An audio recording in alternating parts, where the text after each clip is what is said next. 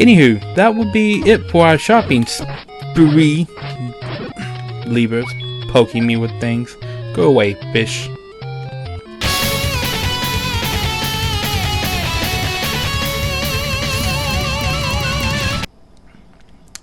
Hello, welcome to the first episode of my Legend of Zelda walkthrough that I promised would come out last week, but it didn't because I had a couple of technical difficulties with all of my files, as they kinda all got deleted, because I'm stupid and don't know what a backup is.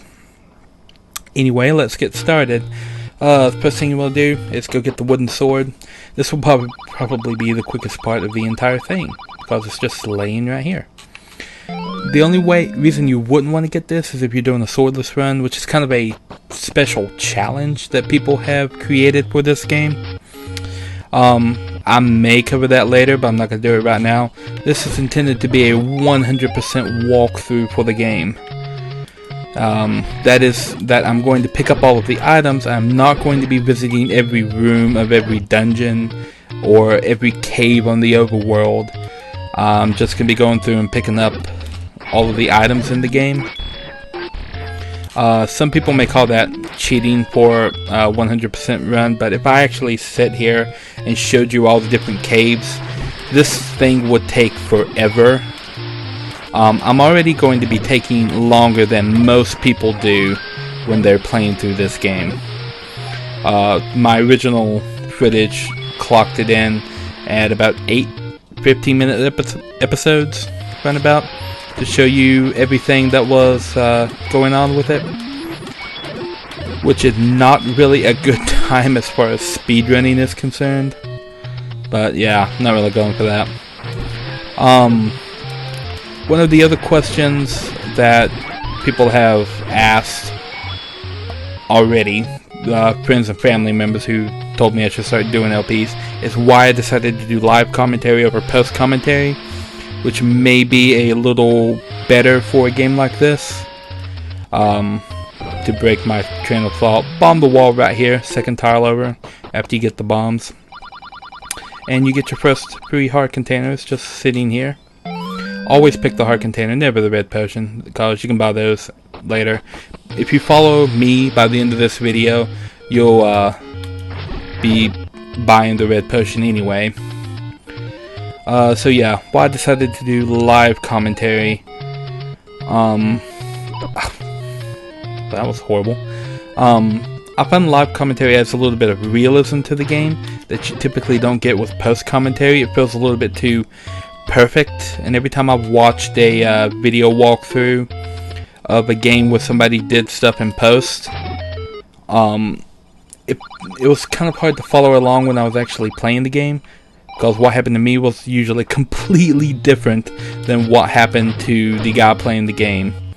And the footage feels very cooked, if that's a term that I can use.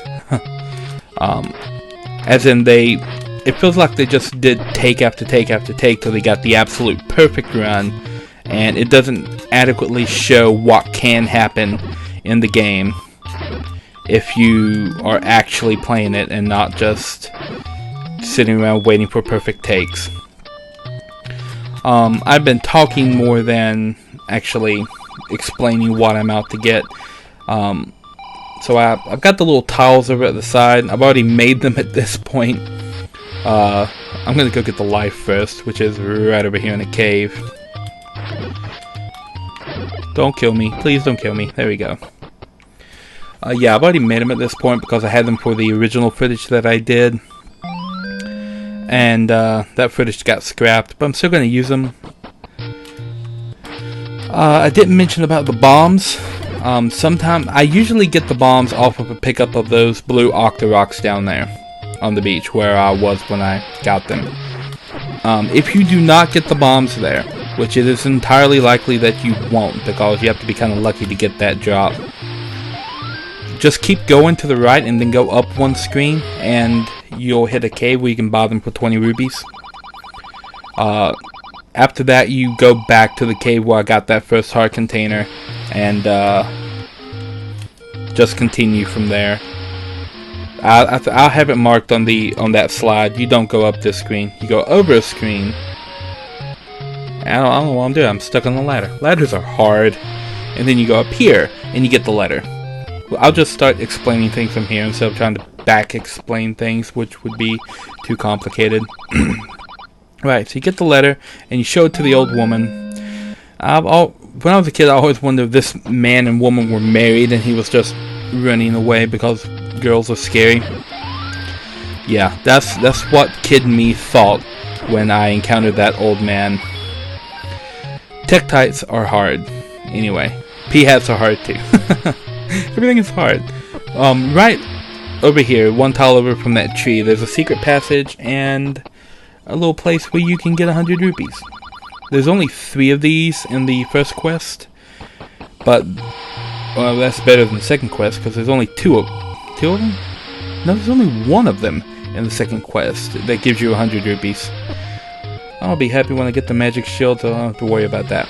Next thing we're doing is getting the blue candle. A lot of people typically buy it at the shop down at the bottom. After I figured out the path through this game, I almost always buy it up here in Danger Land where these things can kill me. I didn't get that heart. I should have got that heart. Yeah. Anyway, blue candle. We're going to need this for the next little set of items that we pick up. The next thing I'm going to get is the white sword. I keep wanting to call it the blue sword because it has a blue hilt. Do a little right, left action, or left, right, left. I will learn directions one day. Yeah, up here, once you have 5 heart containers, you can get the white sword. You want that lion holder to be anywhere other than that top row right there. Because at this point, you're not going to kill him. And if he hits you, he's going to take away 2 hearts of damage. And it hurts. Obviously, if it takes away 2 hearts. He can kill you before you even get close enough to try and hit him. So at this point, I would say avoid them. If you just do what I did and enter and exit the screen a lot, he'll spawn in one of 3 different locations right there. I'm going to be coming around here a couple of times, but you can walk through the waterfall. And this lady just basically tells you how to get to dungeon 4. I think it's 4. Or it's 4 or 5. No, it's dungeon 5. Rocks are hard, by the way. They, yeah, I hate the rocks in this game. I hate them in A Link to the Past because I am incapable of dodging them. Just, I don't know. Alright, here we are for some more money. That bush over here on the second row looks kind of suspicious. Go in the hole. There we go. It's a secret to everybody. More rupees. Alright. I hope I don't get killed. I'm doing really well. Oh, I love this sword. The top bush right there is the one I was intending to hit, because there's more free money in this one. Whenever the guy decides to load. Come on, there we go. Free money. I forget how much is over here. 30 rupees? Yeah. Ah! Okay, I'm glad I'm going to get some heart. 5th bush over is the one you want to burn. Another free heart container just sitting there waiting for you. I'm glad the beeping stopped because it drives me crazy. Burn the corner bush right here for the shop where we're going to buy the magical shield and hopefully not have to worry about that River Zora punching me in the face with fireballs constantly. Alrighty. Now, go pick up some more money. We're going on a little bit of a shopping spree. This is the first thing that I do, because you can pick up a lot of stuff before you even get to the first dungeon of this game. And I like being outfitted because I typically tank things instead of trying to find creative ways to kill them. I'll just stand there and wail on them till they die. I think it's a good strategy. Once I get the white sword and the blue ring, I can typically tank everything that I need to up until the point of the wizards appear. Because you can't just exchange hits with those things. They will beat you to death. Especially the blue ones, they are horrible. Anyway, in here we're going to pick up the arrows. You don't have to pick them up this early, but I typically run a tight game on the money anyway. And if you're following what I'm doing, you'll have enough money at this point to go ahead and pick them up. I apologize for not being energetic and lively talking in this episode of it, because it is 2 in the morning here and everybody's asleep, and I'm trying to be quiet and not wake people up, because then they would get grumpy and knock on my door and you'd hear it, and then they'd yell and I'd have to start the whole recording over again. That guy, by the way, second guy that gives away 100 rupees, he's pretty cool. Really? Octoroks are kicking my butt? That's not cool. Anyway, we're going back over close to where we started. One screen up from where we started, in fact, where you can bomb a wall. Should probably put the bombs on. And pick up some more rupees. There's a guy right there that's going to give you 30 rupees as soon as you walk in there. There is a bush you can burn on that previous screen. I just ran out of bombs. I don't think that's a good thing. Yeah, I'm gonna have to track down some more of those. I usually have more bombs at this point. I don't know why I don't. Let's see. I think I'm gonna go find the red potion next, because hey, the letter is up and the old woman is in a cave right across this bridge. Wow, I just killed 3 Octoroks with one swing. There's some blue guys on this screen. Give me some bombs. Those aren't bombs. That's a rupee. Stop poking me. Come back here. Wow. Yeah, I like to try and kill things with my face. You'll see that a lot. Right, got the red potion. Let's see. What am I going to need next? I don't have any bombs, so I can't get the one down at the bottom unless one of these guys gives me some bombs. Bombs, no bombs. Alright. So without bombs, I guess we'll just go over here. I'll burn this bush right there. Wow. Yay, bombs. I guess I'll just pick it all up. In here is the last guy that gives you 100 rupees. And, yeah, we're just gonna aim to go get the blue ring right now. The way I was originally going to go is down here. There's a place you can bomb, and I think it gives you 10 rupees. It may give you 30. I'm not sure. I don't remember. But it's right there next to that little nook in the wall. Just put the bomb there. And there's a cave. Inside the cave, a guy gives you more money. 10 or 30. I can't remember. 30. Alright, yeah, so I'm maxed out on rupees right now. Time to go get the blue ring. This is the Lost Woods, and probably the only time that I will be going there during this playthrough. I'll hit it up during the second quest, though. On this screen, burn this bush right here. This one I'm poking. And there's another guy under there that'll give you more rupees.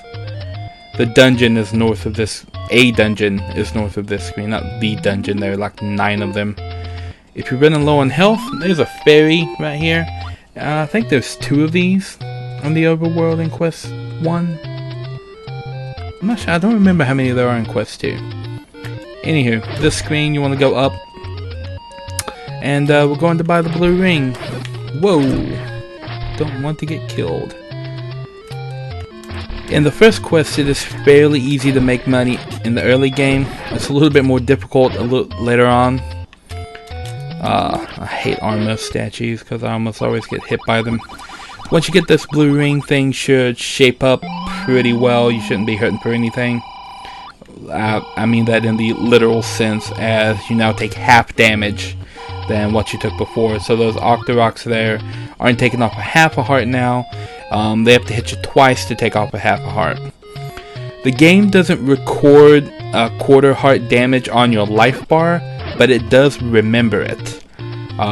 Gets a little bit confusing as a kid trying to keep track of it. Adult me is a little bit more capable of keeping track of numbers than kid me was, because I was horrible at math back then. I say that as if anything changed between then and now. It didn't. I'm still bad at math.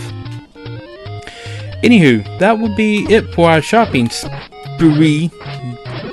Levers poking me with things. Go away, fish. So yeah, if that's it for the shopping spree. Stop it! Grr. I have 3 bombs. I think that's exactly how many bombs I need for going into this dungeon. Anywho, that's it for the shopping spree, and I'm here at Dungeon 1. I'm going to leave off now, and I will pick up here at the beginning of the second episode. See you then.